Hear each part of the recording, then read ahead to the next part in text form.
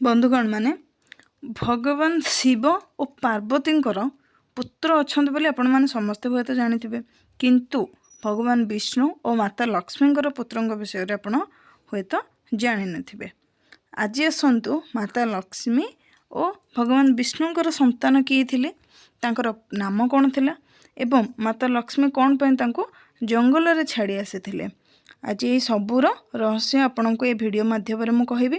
नमस्कार, मु Radha Radhika health and education channel को आपन को बहुत बहुत स्वागत जनाऊे। भागवत पुराण रे भी वर्णना अच्छी भगवान विष्णु और लक्ष्मींकर पुत्रों विषय रे से उल्लेख भी कर पुराण कथा अनुसार थरे विष्णु और माता लक्ष्मी एका संगरे बसी से समय रे रेवंत भगवान विष्णु को दर्शन करने आसीथिले। समुद्र मंथन समय जो घोड़ाटी उत्पन्न होइथिला रेवंत से घोड़े बसिके भगवान विष्णु को दर्शन करने आसीथिले। से घोड़ाटी एते सुंदर थिला जे तांको जी भी देखिबो तांको मन पूरा मोहित हो जिवो। माता लक्ष्मी को मध्य सेमली अवस्था हला। माता लक्ष्मी से घोड़ाटी को देखि मोहित भी होई गले। सेतेबेले भगवान विष्णु माता लक्ष्मी को जेते भी डाकिले मध्य कौन सी उत्तर से देले नहीं। यह देखि भगवान विष्णु बहुत जोरे रागी गले। माता लक्ष्मी को अभिशाप भी देदेले जे जो घोड़ा को देखी तुम्हें आज मोर अपमान करिछ तुम्हें भी सेमती घोड़ा बने जाओ। शुणी माता लक्ष्मींकर से घोड़ा उपर ध्यान हटिगला एवं से भगवान विष्णु को बहुत क्षमा प्रार्थना भी कले किंतु दिया जाइथिबा अभिशाप आउ तो फेराई नहीं हेबो नहीं। सेथिपाई माता लक्ष्मी कौन कले तापरे घोड़ा होई गले। घोड़ारे रूपर तांकर परिवर्तन हो गला। से कौन कले जमुना एवं तमसा नदी कूल जाइकी रहिबाकु लागिले। से सेठारे रही महादेव को बहुत पूजा अर्चना कले एवं बहुत कठोर तपस्या मध्य कले करी से महादेव को कृपा लाभ भी करथिले। तापरे महादेव तांको आशीर्वाद देई कहिले शीघ्र ही नारायण तुमको भेटिबा पई आसीबे एवं तुमर एक पुत्र संतानटीए जन्म हेबो। एहा परे महादेव चलीगले। से कौन कले महादेव तांकर एक दूतों को आदेश देले जे तुम्हें नारायण को पाखको एबे ही जाओ आ जाइके तांको कहिबो कि माता लक्ष्मी तांकर अपेक्षारे अछंती। एहा सुनी से ही दूत नारायण को पाखको गले एवं सबू कहिले।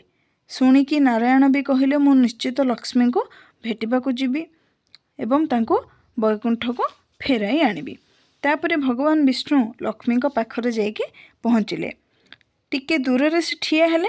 लक्ष्मी को देखी से मध्य कौन कले ना एक सुंदर घोड़ार रूप नहीं कि माता लक्ष्मी को पाखकू माने अति निकट को से जीवाक लगे। मैं तांको पाखकू एक सुंदर घोड़ाटी आसुथिबार देखी से बहुत भल भाव जानीगले ये होछंती स्वयं नारायण। एहा परे से दुई जन सेठी रहिबाकू लागिले। तांकर मिलन हैला। तापरे माता लक्ष्मी गर्भधारण कले एवं तांकर एक पुत्र संतानटीए जन्म हैला जहाँको नाम भगवान विष्णु हेहेय रखिथिले। एहा परे विष्णु लक्ष्मी को कहिले तुमे तुमर पूर्व रूप को धारण करिनियो आमे वैकुंठ को फेरी जिबा। एही पुत्र को एठारे छाड़ी चली जिबा। यह सुनी माता लक्ष्मींकर मन भी कोहल होई उठिला।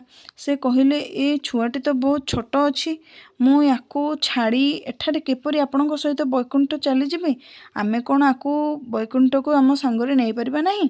यह सुनी विष्णु कहिले हरिपद्मा नामक एक राजा अछंती तांकर कौनसी पुत्र भी नहीं। से पुत्र प्राप्ति पाई मोर बहुत दिन आगरो तपस्या भी करुछंती। मु तांको मोर यही पुत्र को आपणैबार वरदान देवी। यह शुणी माता टिके शांत हेले। यह परे दुहें हरिपद्मा पाखक गले। से ही राजा दुहीं को देखि आश्चर्य हो गले एवं प्रणाम कले।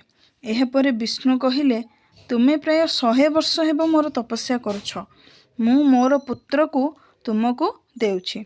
एही समय रे से जमुना और तमसा नदी कूल अच्छी तुम्हें जाई ताको नहीं आस एवं तुम्हें राज्य को फेरी जाओ। यह शुणी से तुरंत नदी आड़ को गले। ସେଠାରୁ ପୁତ୍ରକୁ ଆଣି ନିଜ ରାଜ୍ୟକୁ ଚାଲିଗଲେ।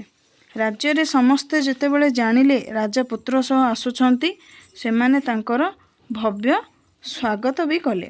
ସମୟ ଅନୁସାରେ ବାଳକଟି ବଡ଼ ହେବାରେ ଲାଗିଲା। ରାଜା ତାଙ୍କୁ ଅସ୍ତ୍ରଶସ୍ତ୍ରର ଶିକ୍ଷା ପ୍ରଦାନ କଲେ। ତାଙ୍କର ନାମ ଏକବୀର ରଖିଲେ। ତାପରେ ରାଜା ସବୁ ଦାୟିତ୍ୱ ସେଇ ପୁତ୍ର ହାତକୁ ଟେକି ଦେଇ ସେ ପ୍ରଭୁଙ୍କ ତପସ୍ୟା କରିବା ପାଇଁ ପୁଣି ଜଙ୍ଗଲକୁ ଚାଲିଗଲେ। ଏହିପରି ଭାବରେ ଲକ୍ଷ୍ମୀ ନାରାୟଣଙ୍କ ପୁତ୍ର ଏକବୀରଙ୍କ ଜନ୍ମଗ୍ରହଣ ହୋଇଥିଲା। ତ ବନ୍ଧୁଗଣ ମାନେ, ଆପଣମାନେ କ'ଣ ଏକବୀରଙ୍କ ବିଷୟରେ ଜାଣିଥିଲେ? ତାହେଲେ କମେଣ୍ଟରେ ମୋତେ ନିହାତି ଜଣାଇବେ।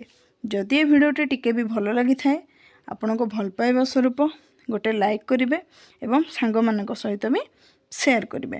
ଯଦି ମୋ ଚ୍ୟାନେଲରେ ନୂଆ ଥିବେ ତ ମୋ ଚ୍ୟାନେଲକୁ ସବସ୍କ୍ରାଇବ୍ କରିବାକୁ ବି ଭୁଲିବେନି। ରହିଲି, ପୁଣି ଆସିବି ଏମିତି ଏକ ନୂଆ ଗୋଟେ କାହାଣୀ ସହିତ। ଜୟ ଜଗନ୍ନାଥ।